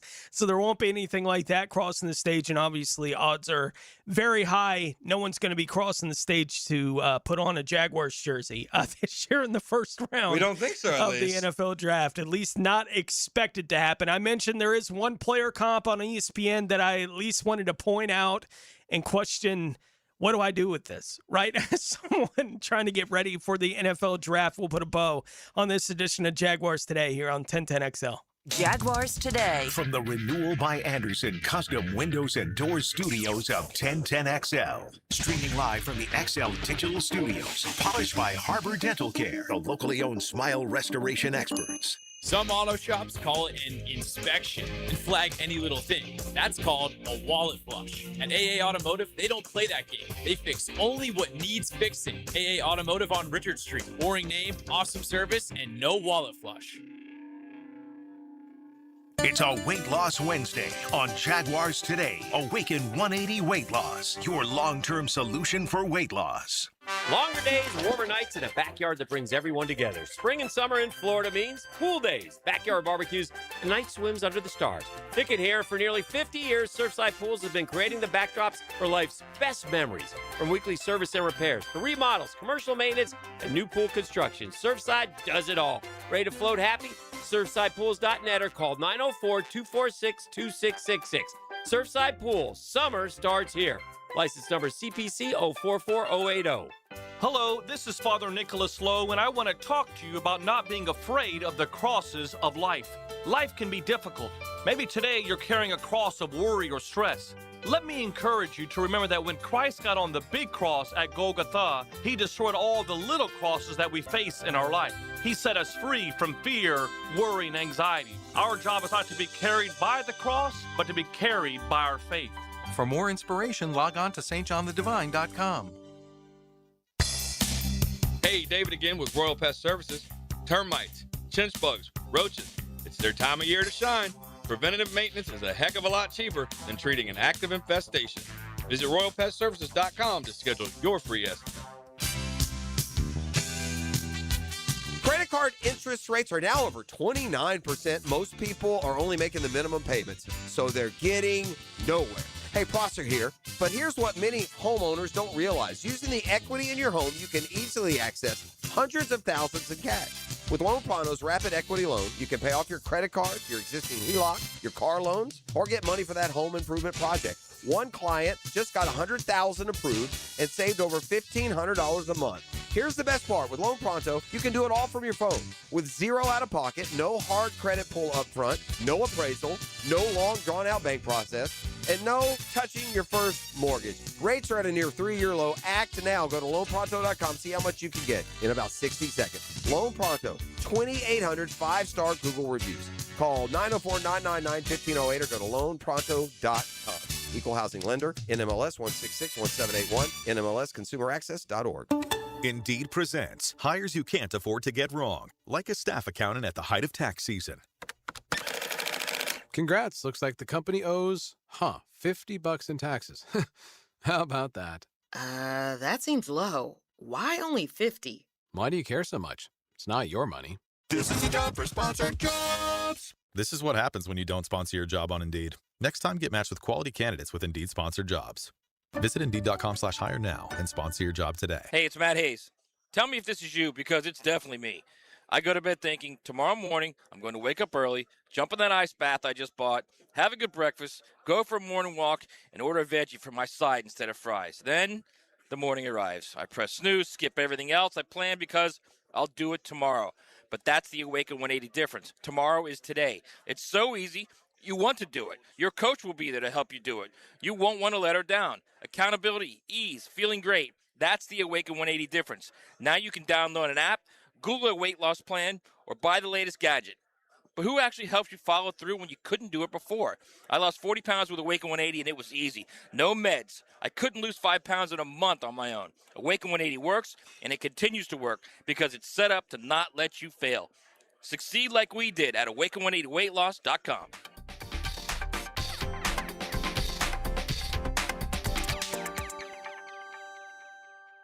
XL, presented by Farah and Farah, exclusive injury law firm of the Jacksonville Jaguars. Focused, fueled, fearless, Farah. Everything you need to know about the Jaguars today on 1010XL. As we all get ready for the par 3 contest out there at Augusta National, I was very fortunate. My dad would enter the they do the drawing every year for Masters tickets so 100%. The public can get in, right? And my dad would enter the drawing every year. And the year the station opened, my dad won the drawing. But, it was this week. The station had opened 2 weeks before that. I was like, Dad, I can't take a week off, even for Augusta, 2 weeks after the station opened. But he won it again. We went like 7-8 years ago with he and me and him and my brother. We went up to Augusta. And it really is a remarkable experience. Oh, I can imagine. Like just being there. And I can understand it from people that are like, whatever, Once you see it. Like I had a friend of mine, relaying a kind of related story. I had a friend of mine that is not a sports fan at all, like not in any way, has no connection to any of these things, right? And he had the opportunity. He was visiting New York one time, and this is 20 years ago now. He was just visiting New York. And he called me, and he was like, hey, I didn't know who else to call. I was like, what? What are you doing? I know you're in New York. What are you doing? He's like, I'm at Yankee Stadium. I was like, oh, that's cool. And he was like, I've never felt a building like this. I was like, yeah. I was like, you're looking at a piece of grass where Mickey Mantle and these, sure. It's right there. You're in a baseball museum where they're playing live baseball. And he was like, I didn't know anything would be. I was like, that's it. That's sports. Right? And that's Augusta. Like, I can remember walking up over a hill behind the 16th hole, the par 3, right, where Tiger famously chipped in, right? And you have the par 5 coming towards you, right? So it's like a picture was drawn because you come over this hill and you got the par 3 running from right to left across your face. You have the water behind you, the 15th green at the par 5 coming towards you, and it's just perfectly set up. And that's one of the famous moments on – in tournament history was Jack Nicklaus and a putt that he made there at 15. So I knew approximately where I was on the course. My dad had been before, but I knew approximately where I was at the course. I came up over the hill, crossed over it. Now I have this picture in front of me. There's 15 coming at me, 16 going from right to left. And I looked at my dad. I was like, I need to sit down, right? Like I just needed a minute. Just soak it in. To just take it in. Well, today's the day. When I went, it was practice round day. That didn't matter, right? Like, it was still just amazing to be out there and be a part of it. I mentioned I don't generally get much out of the player comps when they're done every year, but this one caught my eye. It makes me question even more, what am I supposed to take out of this? I mentioned early in the show, I love Kyle Lewis, and I do. Yeah. But I really don't know what I should be taking from Louis Riddick at ESPN. Did you see the player comp he had for him? I didn't. I'm bracing for it. Derek Brooks. Right. Like, can you imagine being a player coming into the league? Derek Brooks is a Hall of Famer, 11-time Pro Bowler, 5-time first-team All-Pro, was second-team All-Pro 4 more times. How does comparing a player coming into the league that many are talking about maybe being a second-round pick, I was gonna say, he might probably a third-round pick, Yeah. you're comparing him to Derek Brooks. Like, what am I actually supposed to take out of the player comp? And this, like, what is he trying to tell me about Kyle Lewis that I don't know? Talk about tearing your Achilles going up to the podium. Right. Like, if he actually was that kind of guy, I feel like it's unfair for these guys. We've watched it for all these years with Trevor, right? He's the next Peyton Manning. It's like, what does that mean? Right? Like, what exactly does that, like, I can understand it from a conversation standpoint of he's generational. Yeah. Right? Like, we think the talent for this guy is generational. We haven't seen this generational type guy at this kind of level since Andrew Luck, since Peyton Manning. Like, if they want to do it that okay, I can understand having the conversation in that direction. What am I supposed to do with the player comp of Kyle Lewis to Derek Brooks? I'm trying to find how much Derek Brooks weighed at the combine.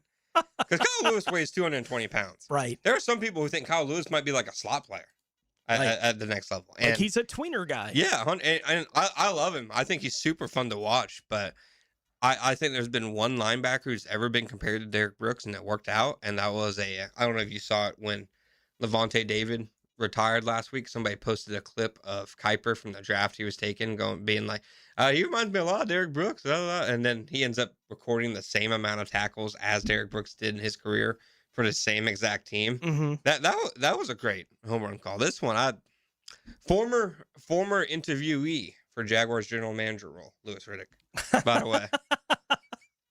Right. Like, I see it. And as I mentioned, I love Kyle Lewis. I bet Kyle Lewis loves Kyle Lewis. I'm not sure Kyle Lewis. Right. But like, just putting that kind of comparison on a guy coming into the league, like, you couldn't give me a guy who plays in the league right now that you think he might play like. You got to give me like among a guy who's among the handful of maybe the best to ever do it at linebacker in league history. That's the and if you're going to do it, then give me specifically what you're comping. This is bothering me. Right. And he didn't even give me like, this is why I think the comparisons here necessarily between these guys. I was like, this is way too big. I'm reading it now.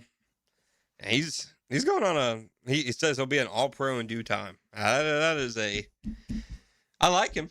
But I mean, if he's Derek Brooks, I'm taking him around one. Right. You know? If he's Derek Brooks and they pass him at 56, I will never stop. I'll never forgive them. Right. If he turns out to be that at that spot. But yeah, these player comps, they do it every year. And every year I'm like, what are you trying to tell me? I can honestly say that is one thing I am horrible at. Player comps. I am absolutely terrible at it. Right. Like, if you're trying it does nothing for me. Like, do they have to always be compared to a Hall of Famer? Yes. Like, can't you just give me a guy that you think he's kind of like in the league right now? Like, I have a pretty clear picture of the guys that are playing right now. You know, we think he's going to be like Foye. Oh, okay. Like nobody wants to get compared to Will Blackman or Devon House. Right. Okay. Even if that's the actual comparison that probably needs to be made. Let's say hello to XL Primetime. Now, the 2-minute drill is driven by nobody but Nimnicht. Nimnicht Chevrolet on Cassett Avenue and Nimnicht Buick GMC on Phillips Highway. Did you ever think in any of the times you had the opportunity, Matt Hayes, to cover Pitt football and you would see Kyle Lewis out there playing linebacker? Were you ever watching it going, how can I see Derek Brooks when he plays and nobody else can? Because apparently Louis Riddick thinks that. No, I can't. I'm just as surprised that I'm walking in here and talking about linebackers when I thought you guys would be talking about Diana Rossini. Oh, no. We don't need to get anybody's personal business, even if it is on full display. Like, we're a lot of things, but we're not TMZ. Full display. Yeah. I can't believe how absurd it is. The whole story is nuts. Yeah, to me. It's embarrassing for everybody involved too. Like, you know what it is? Actually, the bottom line: everybody has a phone.